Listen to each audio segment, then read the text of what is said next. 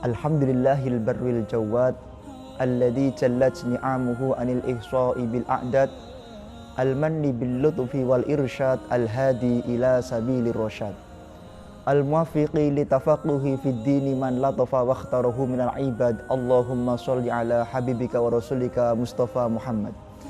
Pemirsa calon ahli surga yang dimuliakan oleh Allah Subhanahu wa taala, kami akan menyampaikan tentang keutamaan ilmu dan keutamaan ahli ilmu. Orang yang memiliki ilmu dan orang yang mau belajar ilmu adalah orang yang sangat mulia di mata Allah Subhanahu wa taala dan di mata Rasul sallallahu alaihi wasallam. Di mana dikatakan fadlul alim 'alal abid ka fadli 'ala adnakum. Keutamaan orang alim dibandingkan dengan orang yang ahli ibadah seperti keutamaan Nabi Muhammad dibandingkan dengan manusia pada umumnya yang paling buruk di antara mereka. Maka marilah kita semuanya semangat untuk mencari ilmu, datang ke majelis ilmu, karena itu adalah sesuatu yang sangat dicintai oleh Nabi Shallallahu Alaihi Wasallam. Bahkan Imam As-Suyuti menulis dalam kitabnya Lubabul Hadis, menyusun daripada susunan hadis. Beliau mengatakan, Qaulan Nabi Shallallahu Alaihi Wasallam libni Mas'ud radhiyallahu anhu, ya ibna Mas'ud julusuka sa'atan fi majlisil ilmi.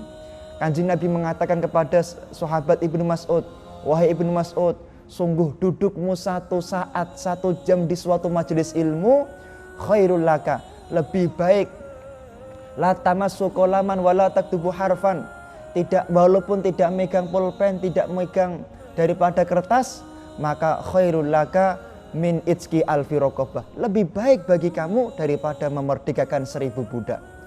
Wa nadharuka ilal alim, dan melihatmu di wajahnya orang alim, ila wajhil alim khairul laka min alfi farasin tasaddaqta fi sabilillah, lebih baik daripada engkau punya 1000 kuda, di mana 1000 kuda itu engkau sedekahkan semuanya di jalan Allah Subhanahu wa taala. Wa salamuka alal alim, Anda mengucapkan salam kepada seorang ulama, kepada seorang ahli ilmu, atau salaman dengan ulama, khairul laka min ibadati alfi sanati, lebih baik bagi dirimu daripada engkau yaitu beribadah 1000 tahun. Maka dari itu, marilah kita semuanya semangat dan selalu cinta kepada orang-orang yang berilmu, karena itu adalah sangat dicintai oleh Nabi Shallallahu Alaihi Wasallam. Termasuk berkunjung ke majelis taklim, termasuk berkunjung ke tempatnya orang alim, itu juga diperintahkan oleh Nabi Shallallahu Alaihi Wasallam. Sebagaimana kanjeng Nabi Muhammad Shallallahu Alaihi Wasallam telah mengatakan, man zaro aliman, barang siapa orang yang ziarah, berkunjung, kemudian bersilaturahim atau hadir di majelisnya orang alim, di majelis ta'lim, maka faka'an nama zaroni, dia seperti berkunjung kemudian kepada diriku Nabi Muhammad Shallallahu Alaihi Wasallam. Kemudian waman sofa aliman, barang siapa orang bersalaman dengan orang alim, faka'an nama sofahani, maka dia seperti bersalaman dengan Nabi Muhammad Shallallahu Alaihi Wasallam. Waman jalasa aliman, barang siapa orang duduk di majelisnya orang alim atau duduk dengan orang alim di suatu majelis apapun, maka faka'an nama jalasani fid dunya, dia mendapatkan keutamaan seperti duduk bersama dengan Nabi Muhammad Shallallahu Alaihi Wasallam di dunia. Wa man jalasani fid dunya ajlastuhu ma'i yaumal qiyamah. Dan barang siapa orang yang mau duduk dengan orang alim, mau duduk di majelis taklim bersama dengan ulama, maka kelak pasti di akhirat akan duduk bersamaku di surganya Allah Subhanahu wa taala. Maka keutamaan daripada orang alim, keutamaan ilmu adalah sangat luar biasa. Marilah kita semuanya mencintai ilmu, jangan sampai kita semuanya beribadah tanpa ilmu. Karena beribadah tanpa ilmu akan menjadikan sebab ibadah kita ditolak oleh Allah Subhanahu wa taala. Sebagaimana Syekh Ahmad Romli bin Ruslan di dalam kitabnya Zubat, beliau mengatakan bahwasanya wa kullu man bi ghairi ilmin ya'malu amaluhu mardudatun la tuqbalu.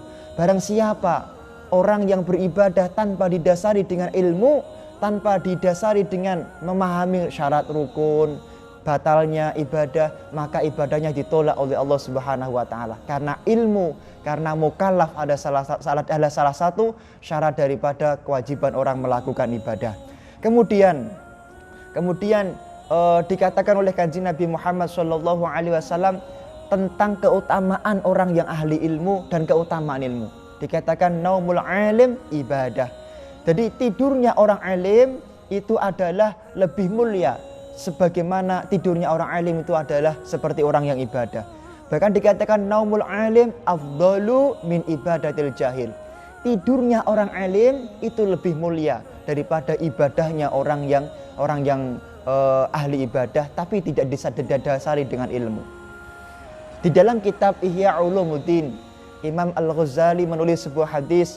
Ketika itu Rasul SAW berjalan di suatu majelis ta'lim, di suatu masjid. Kemudian Kanjeng Nabi melihat ada dua majelis, satu majelis ta'lim, satu majelis ilmu. Kemudian Kanjeng Nabi mengatakan semuanya baik, tapi aku pilih majelis ilmu. Li'annani bu'istu mu'alliman. Kenapa? Karena aku diutus oleh Allah untuk menjadi yaitu guru, untuk menjadi orang yang mengajar. Yang terakhir, kami akan menyampaikan satu hadis dari Abi Hurairah, dari Abi Dzar dan Abi Hurairah radhiyallahu anhu maqal, babun minal ilmi nata'allamuhu ahabbu ilaina min mi'ati raka'atin tatawuan. Satu bab dari ilmu yang kita pelajari itu lebih dicintai oleh Nabi sallallahu alaihi wasallam, lebih dicintai daripada para ulama, lebih dicintai daripada para sahabat, daripada dia melakukan sholat sunnah tatawwu yaitu 100 rakaat. Wa babun minal ilmi nu'allimuhu umila bihi aw lam yu'mal ahabbu ilayya min mi'ati rakaatin tatawuan. Satu bab daripada ilmu yang kemudian kita ajarkan kepada orang lain, kita pelajari lebih baik daripada kita semuanya itu melakukan ibadah sunnah yaitu sholat 100 rakaat. Sholat sunnah 100 rakaat. Baik kita belajar kemudian mengamalkan atau tidak mengamalkan itu sama saja di depan Rasul Shallallahu Alaihi Wasallam. Maka marilah kita semuanya dasari semua yang kita lakukan dengan ilmu.